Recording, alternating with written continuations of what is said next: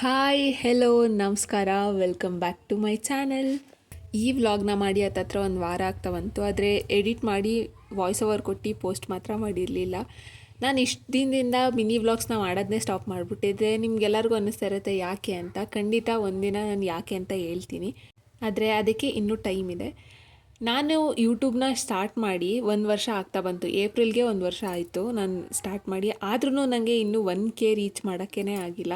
So ನನ್ನಲ್ಲಿದ್ದ ಒಂದಷ್ಟು ಇನ್ಸೆಕ್ಯೂರಿಟೀಸು ಅಥವಾ comfort zone ಅದರೊಳಗಡೆ ಇದ್ದು ನಾನು ಹಿಂಗೆ ಮಾಡಿದ್ರೆ ಈ ಥರ ಜಡ್ಜ್ ಮಾಡ್ಬೋದು ಅಂತ ಅಂದ್ಕೊಂಡು ನಾನು ಎಷ್ಟು ನನ್ನಲ್ಲೇ ಯೋಚನೆ ಮಾಡ್ತಾಯಿದ್ದೆ. ಏನು ಗೊತ್ತಾ, ಆ್ಯಕ್ಚುಲಿ ನಾವು ಬೇರೆಯವ್ರ ಜೊತೆ ವಾದ ಮಾಡೋದಕ್ಕಿಂತ ಅಥವಾ ನಾವು ಅವ್ರು ಜಡ್ಜ್ ಮಾಡ್ತಾರೆ ಅಂತ ಯೋಚನೆ ಮಾಡೋದಕ್ಕಿಂತ ನಮ್ಮ ತಲೆಯಲ್ಲಿ ನಮ್ಮನ್ನೇ ನಾವು ಜಡ್ಜ್ ಮಾಡ್ಕೋತಾ ಇರ್ತೀವಲ್ಲ, ಅದರಿಂದ ಆಚೆ ಬರೋದು ಸಿಕ್ಕಾಪಟ್ಟೆ ಕಷ್ಟ ಅಂತ ಅನ್ನಿಸ್ತು ನನಗೆ. ಈ ಸಲ ಪಕ್ಕಾ ಡಿಸೈಡ್ ಮಾಡ್ಕೊಂಡು ಬಂದಿದ್ದೀನಿ. ನೆಕ್ಸ್ಟ್ 1 ವರ್ಷ ಅಷ್ಟರಲ್ಲಿ ನಾನು ಸಿಲ್ವರ್ ಪ್ಲೇ ಬಟಮ್ನ ತಗೋತೀನಿ. ನನ್ನಲ್ಲಿ ಇರೋ ಇನ್ಸೆಕ್ಯೂರಿಟೀಸ್ನ ಅಥವಾ ಕಂಫರ್ಟ್ ಝೋನು ಅದರಿಂದ ಆಚೆ ಬಂದೇ ಬರ್ತೀನಿ ನಾನು. ಹೀಗೆ ಮೊನ್ನೆ ಯಾವುದೋ ವಿಷಯದ ಬಗ್ಗೆ ನಮ್ಮ ಅಮ್ಮನ ಹತ್ರ ಮಾತಾಡ್ತಾ, ಅಮ್ಮ ನಾನು ಲೈಫಲ್ಲಿ ಫಸ್ಟ್ ಟೈಮ್ ಸೋತಿದ್ದೀನಿ ಅನ್ನಿಸ್ತಾ ಇದೆ ಅಮ್ಮ ಅಂತ ಹೇಳ್ತಾ ಇದ್ದೆ ನಮ್ಮ ಅಮ್ಮನ ಜೊತೆ. ನಮ್ಮಮ್ಮ ನೀನು ಈ ಮಾತನ್ನ ಹೇಳ್ತಾ ಇರೋದು ಅಂತ ಇದ್ರು. ಯಾಕಂತಂದರೆ ನಂಗೆ ಇಂಟ್ರೆಸ್ಟ್ ಇಲ್ಲದೆ ಇರೋ ವಿಷಯನ ಬಿಟ್ಟು ಇನ್ಯಾವ ವಿಷಯ ಆದರೂ ಅಷ್ಟೇ ನನ್ನ ಕೈಲಿ ಆಗಲ್ಲ ಅಂತ ನಾನು ಕೂತಿದ್ದೇ ಇಲ್ಲ.